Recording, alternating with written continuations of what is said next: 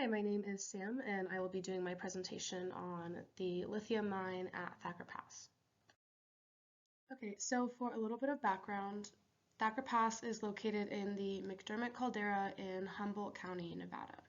It is home to a robust desert ecosystem, and it is also home to the largest lithium clay deposit in the United States, which is currently owned by Lithium Nevada Corporation, which is a subsidiary of Lithium Americas.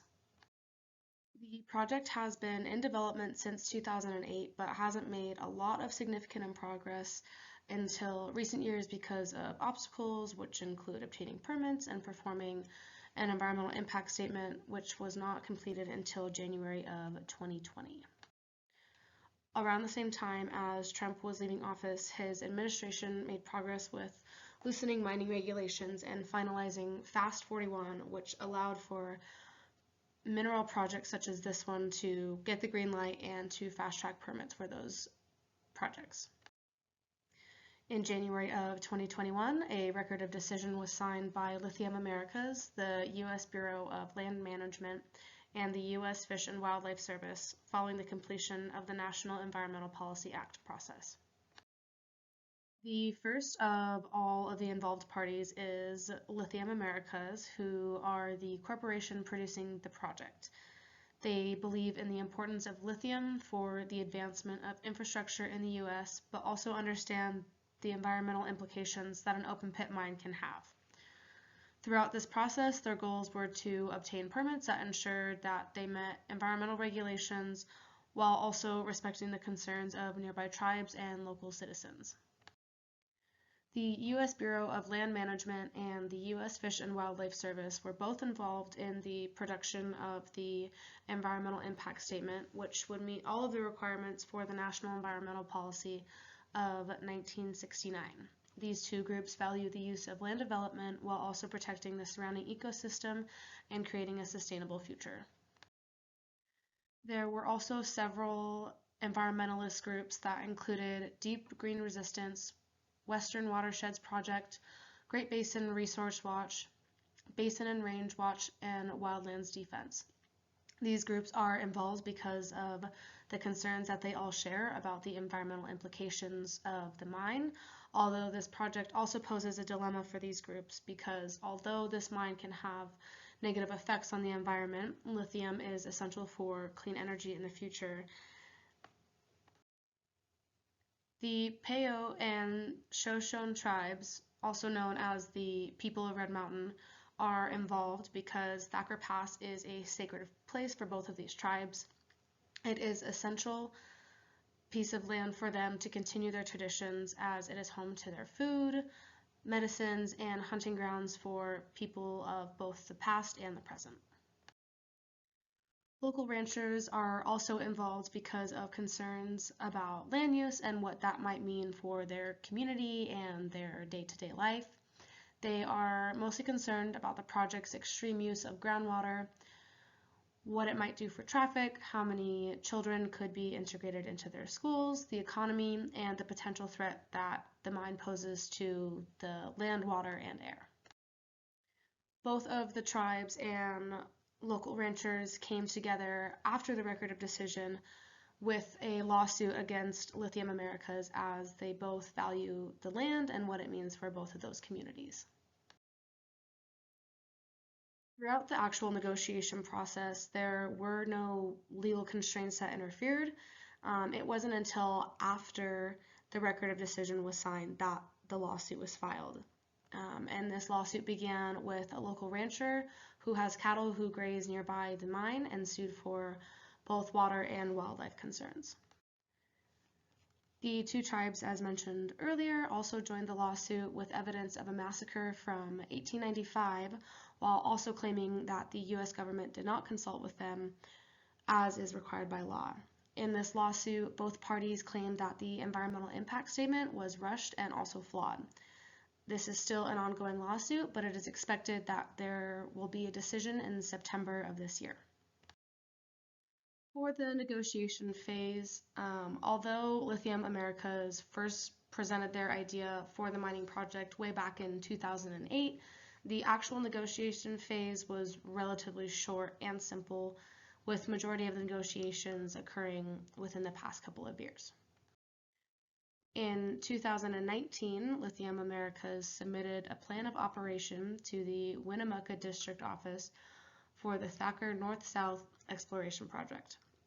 The Bureau of Land Management determined that an environmental impact statement was required in order to meet the requirements of the National Environmental Policy of 1969. The environmental impact statement was completed shortly after, in January of 2020, by the Bureau of Land Management along with the U.S. Fish and Wildlife Service. Following the publication of that environmental impact statement, public scoping meetings were held on February 5th and 6th of 2020, and public information meetings were held on August 19th and 20th of 2020 as well. At these meetings, residents were able to come and voice their concerns about potential impacts that the mine could have on their town, and they were also able to ask questions to Lithium Americas and a lot of the involved parties about any concerns that they had.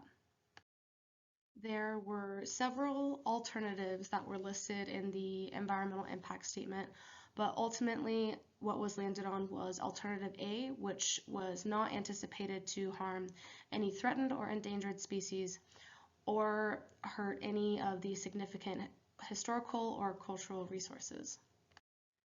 The final decision resulted from the public, state, and local government along with other agencies and allowed Lithium Americas to finally obtain the permits that were required to begin their project.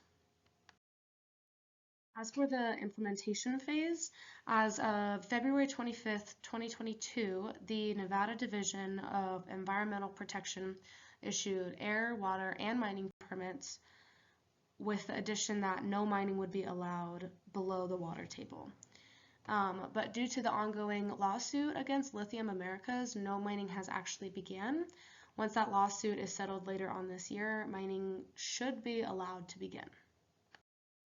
For my analysis, I thought that the initial politics that came into play were super interesting, considering especially that Trump played such a major role in fast-tracking the permit process for mines as well as loosening up regulations.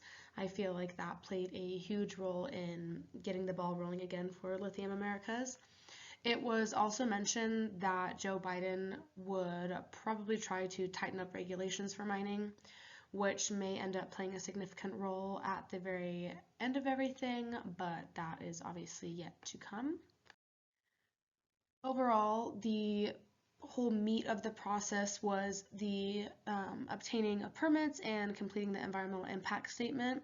It was really interesting to see how the environmentalist groups viewed Lithium Americas and sort of made them out to be the bad guys in the situation, when in reality there weren't really any bad guys.